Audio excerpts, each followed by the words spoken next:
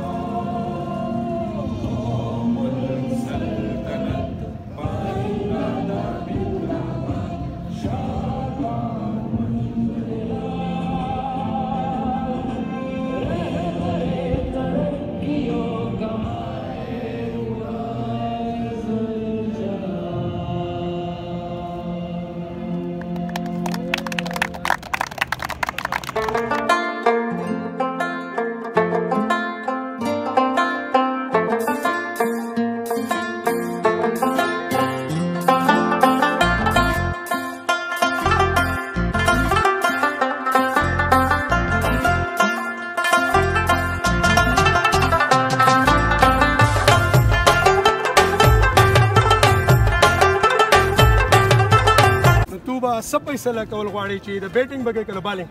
بسم الله الرحمن الرحیم. موږ به بیټینګ کوو. بیټینګ به تاسو کوئ؟ حاجي خان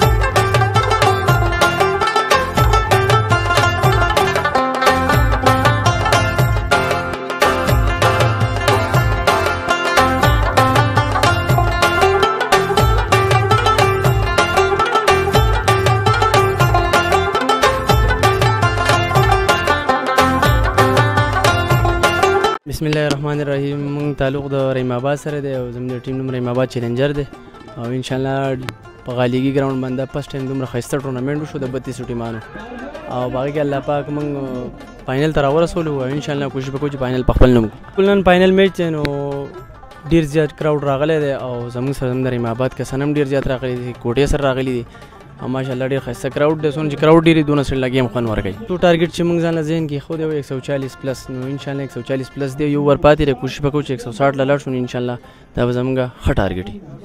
مهرباني جي.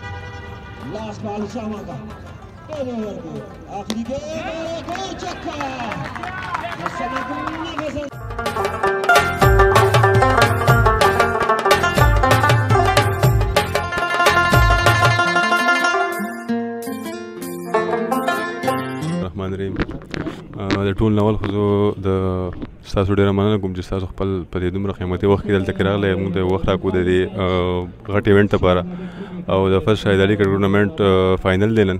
ډېر ښکلی ایونټ و، ډېر زبردست او په ډېره په ښه طریقه باندې هغه وچلو او د ستاسو او د نور کوم ملګري چې د هغو په سپورټ باندې دا شی ایونټ کامیاب شو. نن د هغې فائنل دی، ډېر خوند دی، ډېر مزه کوي. ناظرین دا وخت زما سره د غالیګي سپورټس اسوسییشن چیرمن صاحب موجود دی. نو دونه به څه تپوسونه کوو. خان جي د ټورنمنټ باره کې به څه ویل غواړئ؟ بسم الله الرحمن الرحیم. فرست شاهد علي کرکټ ټورنمنټ غالیګي د 32 ټیمانو یو ټورنمنټ چې ډېر بهترین ټورنمنټ، ډېر په ښکلې طریقه باندې سرته ورسېدو. نن فائنل گیم کېږي د کیمرې په شیشه باندې. سعد خان بیا ناظرینو ته هم ښایي ډېر بهترین ټورنمنټ وشو. د ټیپ بال ټورنمنټ و، په دې کې وینر دپاره 40,000 روپۍ دی، رنر اپ دپاره 20,000 روپۍ انعام دی وکړي. دې نه علاوه په هر میچ کې مین اف د میچ ته 500 روپۍ نغدي ورکړي دي. نو اټ مینس ډېر زیاته خرچۍ کړې ده، ډېر محنت یې کړی دی. نو زه سلام پیش کوم دې ارګنایزرز ته چې دوی ډېر ښکلی ټورنمنټ ارګنایز کړی. کراود په باره کې به څه وایي؟ نن چې دی ماشاءالله ګڼم ډېره ده. عموما به دا و چې غالیګي په ګراوند کې به فوټبال ته ډېره زیاته ګڼه او کرکټ ته به نه. نو نن چې دا ګڼه مونږ ویل نو مونږ دا ویلی شو چې هغه فین کلب چې دی هغه د کرکټ هم ډېر زیات شوی دی په غالیګي. نو ماشاءالله او چې داسې ښه ټورنمنټ ارګنایز کېږي نو خلک به راځي انشاءالله. صحیح وي. مهرباني خان جي.